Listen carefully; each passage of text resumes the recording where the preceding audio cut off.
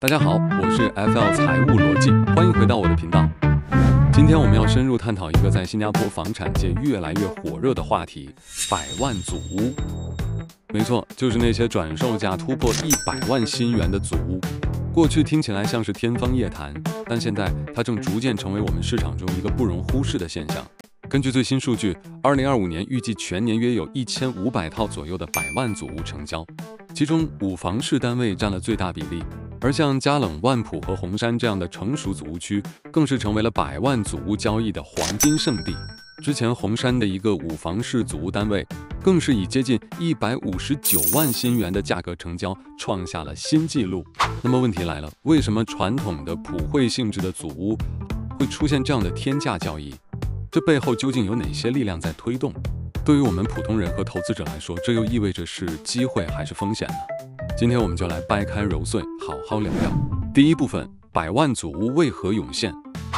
最核心的一点就是物以稀为贵，特别是在那些成熟区的核心地段，比如大巴窑的 The Peak 这样的私人设计兴建和销售计划项目，本身数量就非常有限。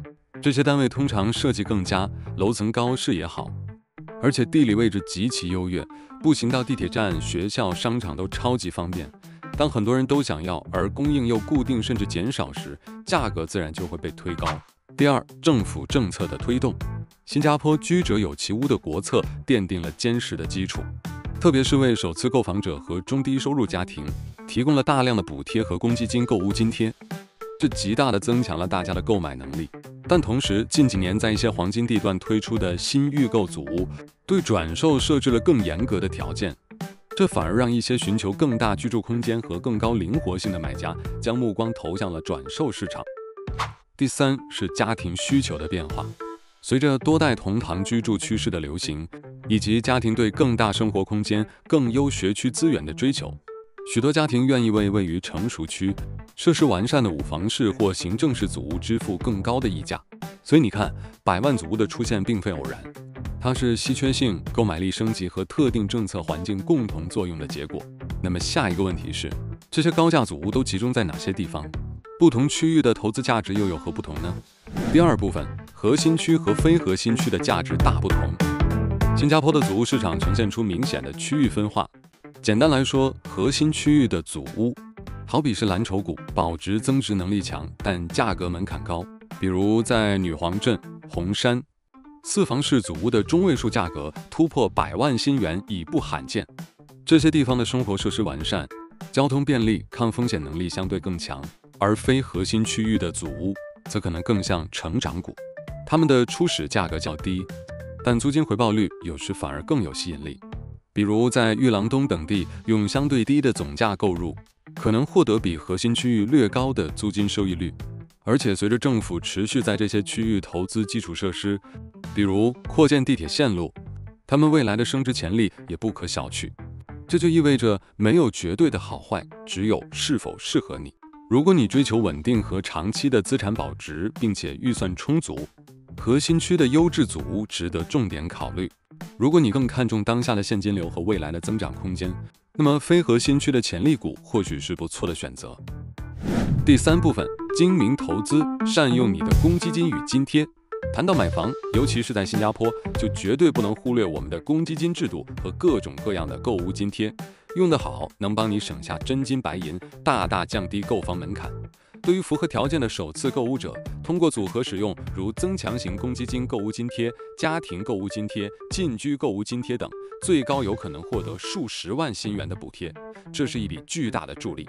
另外，一定要了解清楚不同类型房贷的区别。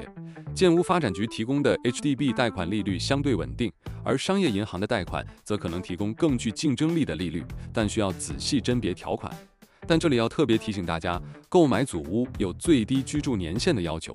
从2023年下半年起，新的祖屋分类框架下，黄金地段的祖屋 MOP 可能长达10年。这意味着你的资金会被锁定更长时间，短期内想转售获利或升级房产的灵活性会降低，所以规划一定要有长远眼光。第四，给不同朋友的投资策略建议。面对100万祖屋市场，不同的人策略应该完全不同。对于首次购房的年轻朋友，你们的首要任务是利用好政策红利，优先考虑申请预购组屋，价格通常比转售市场有优势。目标可以锁定在非成熟市镇的较大房型，平衡预算和未来需求，充分利用各项津贴，这是政府给你们的第一桶金。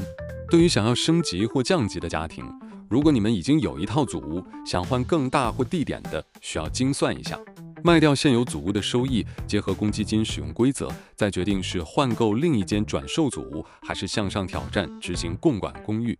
BC 介于组屋和私人公寓之间，是很多新加坡家庭改善居住的跳板。对于年长的朋友，或许可以考虑大屋换小屋。如果孩子已经长大离家，可以出售较大的组屋，换购一个适合养老的2房式或3房式灵活组屋。这样不仅可以释放出一笔可观的现金用于养老，还能减轻打理大房子的负担。近居购屋津贴也能鼓励你们和子女住得更近，互相照应。最后，我们来展望一下未来。东盟中日韩宏观经济研究办公室预测，新加坡经济在2025年后增速可能放缓，这可能会给火热的房地产市场，包括100万组屋市场带来一些变数。同时，政府也会持续调整政策，以维持整个房地产市场的稳定和健康发展。所以，我的建议是：一、理性看待，100万组屋是市场的一部分，但不是全部，不必盲目追逐。2、需求导向，始终从自身的实际居住和财务需求出发，而不是单纯的投机。3、善用工具，吃透公积金政策和各类津贴，这是你最大的优势。4、长远规划，房产是长期投资，做好持有5年、10年甚至更久的准备。好了，希望今天的分享能帮助大家更好地理解新加坡100万组屋这个有趣的现象。房地产市场永远在变化，最重要的是找到适合自己的那条路。如果你觉得这期内容有收获，请不吝点赞、订阅并开启小铃铛，也欢迎在评论区分享你对组屋市场的看法或问题。感谢大家的收看，我们下期再见。